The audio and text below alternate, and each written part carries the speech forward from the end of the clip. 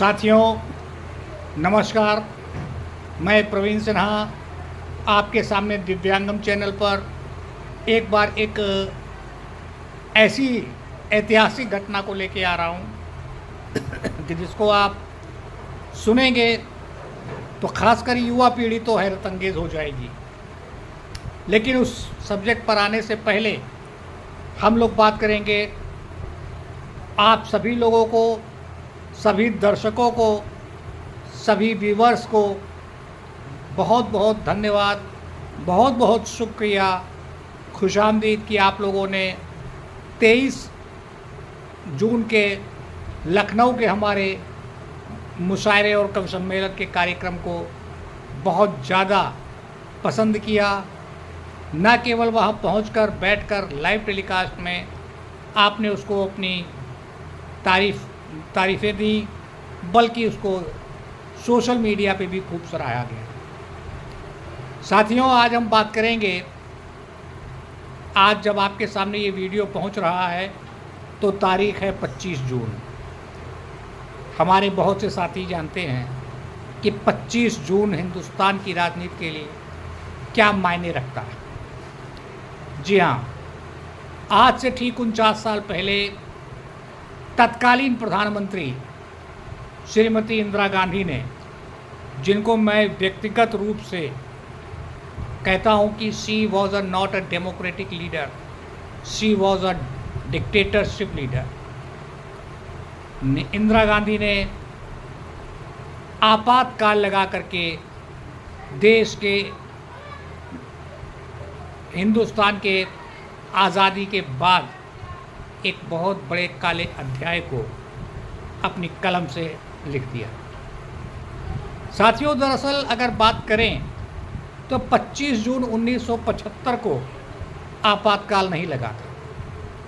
आपातकाल तभी लग गया था जिस वक़्त लाल बहादुर शास्त्री हमारे दूसरे प्रधानमंत्री जी का निधन हुआ और उसके पश्चात इंदिरा जी को देश का प्रधानमंत्री बनाया गया। इंदिरा जी पे सन 66-67 में आरोप है कुछ साधुओं की हत्या का। उसके पश्चात इंदिरा जी जैसे जैसे पार्टी में और सरकार में अपनी पकड़ बनाती गईं, वैसे वैसे एक तरह से उनकी तानाशाही बढ़ती गई। उनकी ही तानाशाही के कारण कांग्रेस को दो भागों में बांटना पड़ा। उनकी ही तानाशाही के कारण देश ने वो ऐसे ऐसे दंश देखे कि जिसकी जितनी भी आलोचना की जाए कम। सन 1971 में हुए आम चुनाव में लोकनायक जयप्रकाश नारायण जी को इंदिरा जी ने हरा दिया। सन 74 में हराया। इंदिरा जी पर आरोप लगाया गया लोकनायक जयप्रकाश नारायण जी ने और राजनारायण को जब इंदिरा जी ने सन 71 में हराया तो राजनारायण जी ने उन पर सरकारी मशीन के दुरुपयोग और धांधली का आरोप लगाया। सन 74 में जब राजनारायण जी को इंदिरा जी ने रायबरेली सीट पर हराया तो राजनारायण जी जो एक बहुत खुली भाषा में कहते थे कि इंदिरा जी ने धांधली करी है, सरकारी मशीनों का दुरुपयोग करा है, और इन आरोपों के साथ राजनारायण जी चले गए Allahabad high court. Allahabad high court में उस समय एक जगमोहन लाल सिन्हा नाम के एक जज हुआ करते थे।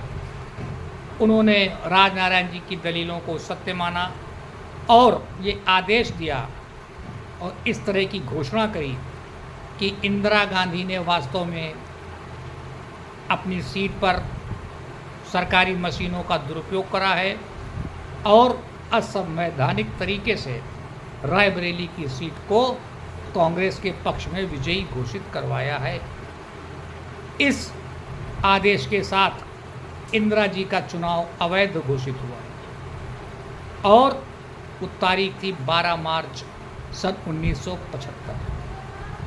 इंदिरा जी ने एक सहारा लिया कि वो हाई कोर्ट के फैसले के खिलाफ सुप्रीम कोर्ट जाएंगे। सुप्रीम कोर्ट ने हाई कोर्ट के फैसले को बरकरार रखा। तब इंदिरा जी ने आनन फानन में 24-25 जून की मध्य रात्रि को तत्कालीन राष्ट्रपति फखरुद्दीन अली अहमद जी के साथ उनके सिग्नेचर करवा के एक आपातकाल की घोषणा कर दी। आपातकाल साहब केवल 3 कंडीशन में होता है। एक होता है देश में वित्तीय संकट हो जाना, जो धारा 360 होती है। एक होता है किसी राज्य विशेष में कोई ऐसी अप्रिय घटना घट जाए जिसको राज्य सरकार संभाल ना सके, तो उस समय धारा 356 का हवाला दिया जाता है और आपातकाल लगाया जाता है। धारा 352 ये वो धारा है कि जब देश में आंतरिक मतभेद और विद्रोह की बात की जाए, उस वक्त धारा 352 का हवाला देकर आपातकाल लगाया जा सकता है। और इसी आपातकाल को, इसी धारा को आधार बनाकर इंदिरा जी ने 25 जून सन 1975 को आपातकाल की घोषणा कर दी। देश में कोई आंतरिक विद्रोह नहीं था, केवल एक विद्रोह था। केवल एक आवाज़ सर उठा रही थी कि इंदिरा गांधी गलत हैं, और लोकनायक जयप्रकाश नारायण ने एक नारा दिया था, सिंहासन खाली करो जनता आती है। सिंहासन खाली करना इंदिरा जी की फितरत में नहीं था। उन्होंने आपातकाल लगाया। आपातकाल की सबसे बुरी बात ये रही कि देश की लोकतंत्र के चौथे स्तंभ यानी प्रेस के अधिकारों को भी इंदिरा जी ने ख़त्म कर दिया। यानी कि ना विरोध में कोई आदमी अपनी बात कह सकता, ना जनता अपने पक्ष को रख सकती। तत्कालीन जो बड़े बड़े गैर कांग्रेसी नेता थे, जॉर्ज फर्नांडीज, मधुलिमेह और अटल बिहारी वाजपेयी, लाल कृष्ण आडवाणी, तमाम जो नेता थे, इन सब लोगों को एक एक करके इंदिरा जी ने नज़रबंद कर दिया। 25 जून सन 1975 को ये एक काला कानून शुरू हुआ, और इसमें इंदिरा गांधी के जो सहयोगी बने वो इंदिरा गांधी के सुपुत्र, जिनकी एक राजनीतिक जीवन में एक बहुत छोटी सी पारी रही, संजय गांधी, जिनको इंदिरा जी का उत्तराधिकारी भी बताया जाता। उन्होंने इस आपातकाल में इंदिरा जी का पूरा सहयोग किया और गैर कानूनी तरीके से जनसंख्या नियंत्रण के नाम पर ज़बरदस्ती देश के नागरिकों की नसबंदी का कार्यक्रम चालू किया। 60-70 साल के बुजुर्ग महिलाओं पुरुषों की ज़बरदस्ती नसबंदी की। जो प्रेस वाला इंदिरा जी के खिलाफ आवाज़ उठाए उसका प्रेस बंद। जॉर्ज फर्नांडीज, मधुलिमेह और शरद यादव पर तमाम तरह के नेता, अलग अलग दलों के जिन लोगों ने भी इंदिरा के खिलाफ आवाज़ उठाई, वो व्यक्ति जेल के अंदर गया। कांग्रेसियों ने एक स्लोगन जारी कर दिया, India is Indira and Indira is India. What happened? ये कैसे हो सकता है? ये नहीं। और इस चीज़ को कुचलने में इंदिरा जी की आंखों का पानी तक मर गया।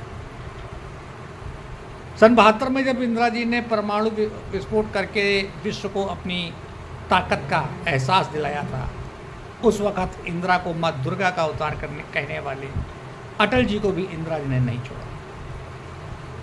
इंदिरा जी की करतूतों के कारण ही मोरारजी देसाई और चौधरी चरण सिंह जैसे लोग कांग्रेस से अलग हुए। और जब इंदिरा जी को एक ये इस तरह का एहसास हुआ कि अब शायद देश हमारे कब्ज़े में है, शायद आने वाले चुनाव में कांग्रेस को फ़ायदा हो जाएगा, तब इंदिरा जी ने 18 जनवरी सन 1977 को एक आपातकाल ख़त्म करने की घोषणा करी और एक नए चुनाव कराने की व्यवस्था करी। मार्च सन 77 में इंदिरा जी को इस आपातकाल का विरोध झेलना पड़ा और कांग्रेस पार्टी की बहुत बुरी दशा में हार हुई। देश में पहली बार एक गैर कांग्रेसी सरकार का गठन हुआ। ये महज 18 महीने के आपातकाल की बात नहीं है, ये बात है कांग्रेसी विचारधारा के आपातकाल की बात।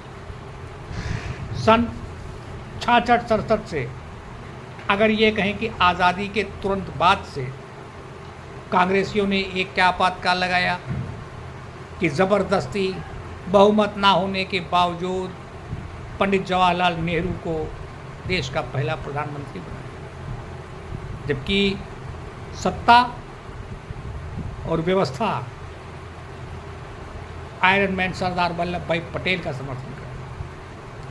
और इंदिरा जी के आने के बाद जो ये डिक्टेटरशिप की राजनीति सन 67 से साधुओं की हत्या से शुरू हुई, वो सन 84 में ज़बरदस्ती स्वर्ण मंदिर में पुलिस भेजने, कमांडोज भेजने तक जारी रही और जिसके दुष्परिणाम स्वरूप स्वयं इंदिरा गांधी की हत्या हुई। तो साथियों, ये कांग्रेसियों के और विशेष रूप से इंदिरा गांधी के द्वारा जो आपातकाल लगाया गया उसकी एक छोटी सी कहानी है। और दिव्यांगम चैनल के माध्यम से मैं प्रवीण सिन्हा एक प्रयास ये कर रहा हूँ कि ये कहानी आप तक पहुँचे, खासकर उन नौजवानों को कुछ पता चले देश की राजनीति के बारे में, देश के इतिहास के बारे में, जिन्होंने सन 75 के बाद जन्म लिया है। आपको आपातकाल के बारे में मेरी यह राय, मेरे सुझाव कैसे लगे, मैं कमेंट बॉक्स में ये बात आपसे जानना चाहूँगा। और साथ ही साथ चलने से पहले मैं एक बात आपसे ज़रूर कहूँगा कि अगर आप हमारे इस दिव्यांगम चैनल के एक नए दर्शक हैं तो प्लीज़ हमारे इस चैनल को सब्सक्राइब ज़रूर कीजिए। आपका एक सब्सक्रिप्शन, आपका एक सहयोग, आपका एक कमेंट, आपका एक व्यू न केवल दिव्यांगम चैनल की लोकप्रियता में इजाफा करेगा, बल्कि हमारे विचार, हमारी बात, हमारा उद्बोधन आपको कितना पसंद आ रहा है इस बात का भी उल्लेख होगा। फिर मिलेंगे अगले एपिसोड में। तब तक के लिए आप सभी साथियों को बहुत बहुत शुक्रिया, बहुत बहुत नमस्कार। अपना ख्याल रखिएगा। मौसम बहुत ख़राब हो रहा है, सर्दी गर्मी से बचिए, अपना ख्याल रखिए। नमस्कार।